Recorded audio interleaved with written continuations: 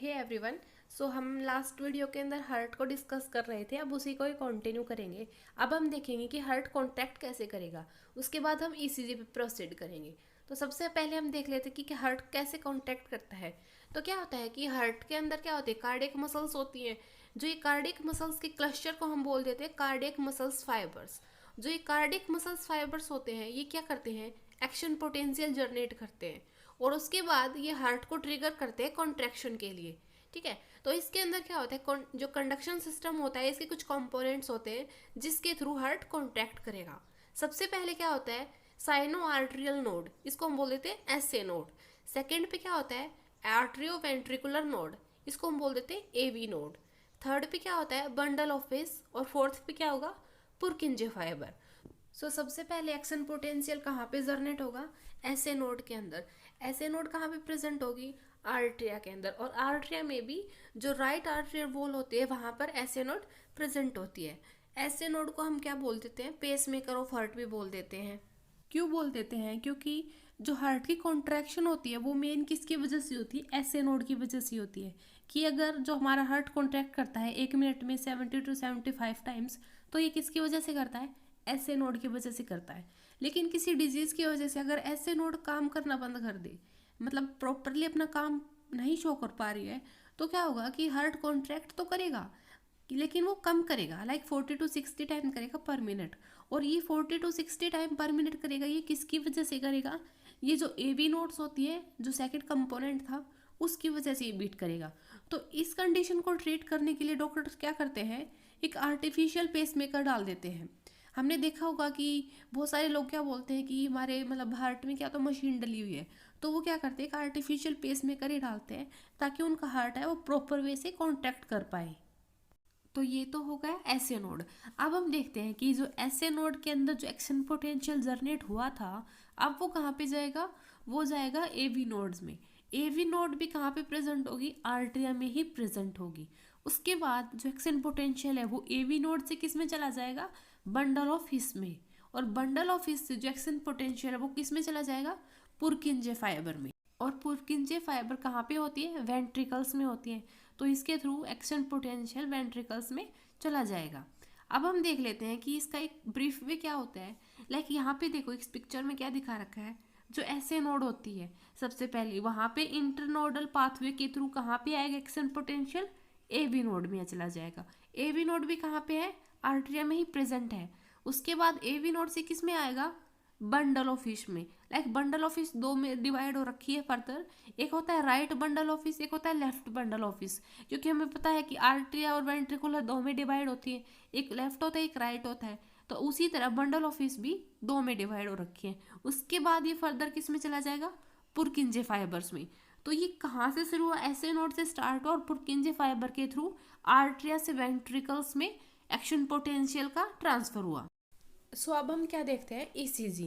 क्या होता है कि जो एक्शन पोटेंशियल हमने देख लिया कि हमारी बॉडी के अंदर एक्शन पोटेंशियल जनरेट होते हैं, तो ये बॉडी के अंदर होते हैं। अब हम इसको कैसे एक्चुअल में विजुअलाइज करें, कैसे करेंगे, ईसीजी के थ्रू, इलेक्ट्रोकार्डियोग्राम के थ्रू। हमने देखा होगा कि जो डॉक्टर्स होते हैं वो ईसीजी कैसे करते हैं कि कुछ इलेक्ट्रिकल इंस्ट्रूमेंट है ना, हमारी बॉडी के ऊपर लगा देते हैं। वो क्या करते हैं, हमारी बॉडी के अंदर जो एक्शन पोटेंशियल इलेक्ट्रिसिटी जनरेट हो रही है उसको मेजर कर लेंगे और उसको कंप्यूटर स्क्रीन पे शो कर देंगे और उसके बाद उसकी ईसीजी की रिपोर्ट आ जाएगी। तो इसको हम बोल देते हैं इलेक्ट्रोकार्डियोग्राम। इसके थ्रू हम अपने जो बॉडी के अंदर जो रेट्स है, फिर रिदम होती है हमारी हार्ट बीट्स की, कैसे हमारा हार्ट कॉन्ट्रैक्ट कर रहा है, उसको हम इजीली डिटेक्ट कर सकते हैं। जो हर एक कार्डियक साइकिल्स होती है वो 3 ईसीजी वेव प्रोड्यूस करती हैं। कौन कौन सी, पी, क्यू आर एस और टी। जो ये तीनों वेव्स होती है ये एक रिपीटेड मैनर्स में हमें रिपोर्ट्स में दिखाई देंगी। क्योंकि हमें पता है कि एक जो ईसीजी रिपोर्ट्स होती है वो नॉर्मली मिनिमम 20 कार्डियक साइकिल्स की होती है। तो ये तीनों रिपीटेड वे में दिखेंगी और इसके थ्रू हमें पता चलेगा कि हमारा जो हार्ट है वो सही तरह से कॉन्ट्रैक्ट कर रहा है या नहीं कर रहा है। और जो ये वेव्स हैं यही हमें बताएंगी कि हमारी जो आर्टरी और जो वेंट्रिकल्स है वो डीपोलीमराइज हो रही हैं या फिर वो रीपोलीमराइज हो रही हैं। डीपोलीमराइजेशन क्या होता है, कॉन्ट्रैक्शन, और जो रीपोलीमराइजेशन होता है उसको हम बोल देते हैं रिलैक्सेशन। ये देखो, ये होती है एक कार्डियक साइकिल्स की ईसीजी वेव्स। कौन कौन सी, सबसे पहले हम देख लेते हैं, देखो पी वेव्स, फिर होती है Q R S, Q R S, ठीक है। उसके बाद होती है टी। तो पी क्या होती है, पी होती है थोड़ी सी अपलिफ्टेड होती है। फिर क्यू क्या है, क्यू थोड़ी सी नीचे आ जाएगी। फिर आर है वो और ज़्यादा ऊपर चली जाएगी, और फिर ऐसा वो फिर से डाउनवर्ड आ जाएगी। और जो टी है वो थोड़ी सी और ज़्यादा अपलिफ्टेड हो गई एज कंपेरिजन टू पी के, ठीक है। और इसको हम बोल देते हैं पी और आर के बीच में जो होता है उसको बोल देते हैं पी आर इंटरवल। और जो क्यू और टी के बीच में होगा जो इंटरवल उसको हम बोल देंगे क्यू टी इंटरवल। और ऊपर देख लेते हैं पी आर सेगमेंट और एस टी सेगमेंट्स। अब हम देख लेते हैं कि जो ये पी क्यू आर एस और टी है ये हमें एक्चुअल में बताती क्या है ईसीजी रिपोर्ट्स में। तो सबसे पहले हम देख लेते हैं पी वेव्स को। पी वेव्स क्या होंगी, पी वेव्स बताएंगे कि आर्ट्रियल डीपोलीमराइजेशन। डीपोलीमराइजेशन हमने बताया था क्या होता है, कॉन्ट्रैक्शन होता है। तो ये बताएंगे कि आर्ट्रिया के अंदर कॉन्ट्रैक्शन कैसे हो रहा है, कितना हो रहा है, वो कौन बताएगा, पी वेव बताएंगी। और उसमें क्या होता है कि हमें पता है कि जो आर्ट्रिया में क्या होता है, एसए नोड्स होती हैं। एसए नोड्स क्या करेंगी, एक्शन पोटेंशियल जनरेट करेंगी। एक्शन पोटेंशियल जनरेट करने से क्या होगा, हार्ट के अंदर कॉन्ट्रैक्शन होगा। तो इसकी वजह से क्या होता है, आर्ट्रिया के अंदर कॉन्ट्रैक्शन होगा। और आर्ट्रिया के अंदर कॉन्ट्रैक्शन होगा तो उसको हम बोल देंगे आर्ट्रिया डीपोलीमराइजेशन। और ये कितनी देर के लिए होता है, कितनी देर के कॉन्ट्रैक्शन होगा, 0.1 सेकेंड के लिए। तो ये तो चीज़ बता दी किसने, पी वेव ने। अब हम बात करते हैं सेकेंड वेव की जिसको हम बोल देते हैं क्यू आर एस। ये क्या बताएगी, ये बताएगी वेंट्रिकल्स के अंदर कॉन्ट्रैक्शन कैसे होता है, ठीक है। इसको हम बोल देंगे वेंट्रिकल डीपोलीमराइजेशन। उसके अंदर क्या बोलते हैं, आर्ट्रियल डीपोलीमराइजेशन। इसको क्यू आर एस के अंदर क्या बोल देंगे, वेंट्रिकुलर डीपोलीमराइजेशन। ये कितनी देर के लिए होगी, ये होगी 0.3 सेकेंड के लिए। कि जो हमारी जो नॉर्मल जो हार्ट बीट होती है वो कितनी होती है, 0.8 सेकेंड की होती है। तो 0.1 तो हो गई P wave, Q R S होगी 0.3। अब हम देख लेते हैं थर्ड वेव जिसको हम बोल देते हैं टी वेव। ये क्या बताएगी, ये बताएगी वेंट्रिकुलर रिपोलीमराइजेशन, मतलब कि रिलैक्सेशन। ये कितनी देर तक होगी, 0.4 सेकेंड तक। इसका मेन मतलब क्या है, देखो पी वेव क्या करेगी, आर्ट्रिया को कॉन्ट्रैक्ट करवाएगी। उससे क्या होगा, जो आर्ट्रिया के अंदर जो ब्लड है वो किस में चला जाएगा, वेंट्रिकल्स में चला जाएगा, ठीक है। उसके बाद क्या होगा, जो क्यू आर एस वेव है वो क्या बताएगी, वेंट्रिकुलर डिपोलीमराइजेशन। उसमें क्या होगा, वेंट्रिकल कॉन्ट्रैक्ट करेगी और जो ब्लड है वो किस में चला जाएगा, सेमिलुनर वॉल्स के थ्रू चला जाएगा, या फिर या तो लंग्स में या फिर बॉडी टिश्यू में। और उसकी वजह से क्या होगा, वेंट्रिकल्स है वो रिलैक्स करेंगी, ठीक है। तो ये तीनों वेव्स क्या बताती है, ब्लड के फ्लो को भी बताती हैं। अब हम देखते हैं पी आर सेगमेंट्स को। पी आर सेगमेंट्स क्या होती है कि जो एसए नोड के बाद क्या होती है, ए वी नोड्स ही होती है जो कि जो एक्शन पोटेंशियल को आर्ट्रिया से वेंट्रिकल्स में कंडक्ट करवाती हैं।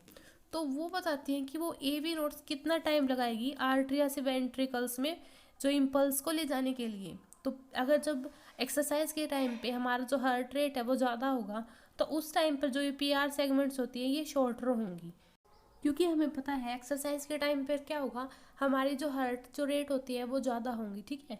उसकी वजह से जो इम्पल्स होता है वो फास्टली कंडक्ट होगा, कि फास्टली आर्ट्रिया से वेंट्रिकल्स में इम्पल्स जल्दी जाएगा। लेकिन उसी तरह अगर हम स्लीपिंग मोड में होंगे तो हमारी जो हार्ट रेट होती है वो काफ़ी लो होगी। तो उसकी वजह से जो पी आर सेगमेंट्स होती हैं वो बड़ी होगी, ठीक है, ज़्यादा होगी। वो होता है स्लीपिंग मोड के टाइम पे, और एक्सरसाइज के मोड के टाइम पे जो पी आर सेगमेंट है वो होगी शॉर्ट। अब हम देखते हैं कि जो ये ईसीजी वेव्स होती हैं, अगर ये तो हमने देख लिया कि नॉर्मली कैसी होती है। अगर कुछ एबनॉर्मेलिटीज़ होती है किसी भी पर्सन के अंदर तो ये वेव है ना, ये अलग डिफरेंट टाइप से शो करेंगी। कि जो नॉर्मल हमें पता है कि जो पी वेव होती है वो थोड़ी सी अपलिफ्टेड होती है, लेकिन अगर लार्जर पी वेव हो गई तो उसका मतलब क्या होगा कि जो आर्ट्रिया है वो इनलार्ज हो जाएगी, ठीक है। आर्ट्रिया इनलार्ज होगी मतलब आर्ट्रिया कॉन्ट्रैक्शन बहुत ज़्यादा होगा। सेकंड पे हम देखते हैं कि जो क्यू वेव अगर बहुत ज़्यादा इनलार्ज हो गई तो उसकी वजह से क्या हो जाएगा, मायोकार्डियल इन्फेक्शन, ये कुछ डिजीज़ होती हैं, ठीक है। थर्ड पे देखते हैं हम क्या होता है, अगर आर वेव इनलार्ज हो गई तो उसकी वजह से क्या होगा, वेंट्रिकल्स इनलार्ज हो जाएंगे, ठीक है, वेंट्रिकल्स में ज़्यादा कॉन्ट्रैक्शन हो जाएगा। अगर हम देखते हैं जो टी वेव है, टी वेव अगर नॉर्मल तो क्या होता है, थोड़ी सी अपलिफ्टेड होती है, लेकिन अगर ये फ्लैटर हो गई एज कंपेरिजन टू नॉर्मल के तो क्या हो जाएगा, उसका मतलब हम क्या समझे कि जो हमारा जो हार्ट है उसमें प्रॉपर ऑक्सीजन नहीं पहुंच पा रही है। तो ये कुछ अबनॉर्मलिटीज़ होती है जो हमें ईसीजी वेव से पता चल जाती है। एक और चीज़ देख लेते हैं कि जो हार्ट की कॉन्ट्रैक्शन होता है उसको हम बोल देते हैं सिस्टोल, और जो हार्ट का रिलैक्सेशन होगा उसको हम बोल देंगे डायस्टोल। फिर हम देख लेंगे हार्ट साउंड्स, कि जो हमारा हार्ट होता है वो 4 टाइप की साउंड्स को जनरेट करता है, लेकिन सिर्फ 2 ही साउंड्स को हम इजीली सुन सकते हैं स्टेथोस्कोप्स की हेल्प से। जो सबसे पहली साउंड होगी वो कैसी होगी, लो पिच होगी, सॉफ्ट होगी और काफ़ी लॉन्ग होगी, ठीक है। वो पहली साउंड है वो कब जनरेट होगी, जब जो एवी वॉल्स होती हैं, जो आर्ट्रियो वेंट्रिकुलर वॉल्स होती हैं, कि जिसमें ब्लड पास होता है आर्टरी से वेंट्रिकल्स में, वो जिस टाइम पे क्लोज होंगी तो उस टाइम पे पहली साउंड आएगी, जिसको हम बोल देते हैं लब, ठीक है। और जो सेकेंड साउंड है तो वो आती है हाई पिच की, शॉर्टर होती है और शार्पर होती है एज कंपेरिजन टू पहली साउंड के, जिसको हम बोल देते हैं डब। और ये जरनेट कब होगी, जो सेमिनुलर वॉल्स होती हैं उस टाइम जो वो क्लोज होंगी उस टाइम पे ये सेकंड जो साउंड है वो जरनेट होगी, ठीक है। तो कैसे साउंड होती है, लब डब लब डब। तो ये साउंड्स होती है, ये स्टेथोस्कोप्स के हेल्प से डॉक्टर इजीली सुन सकता है। So thank you for watching and for further learning stay tune with me. Thank you.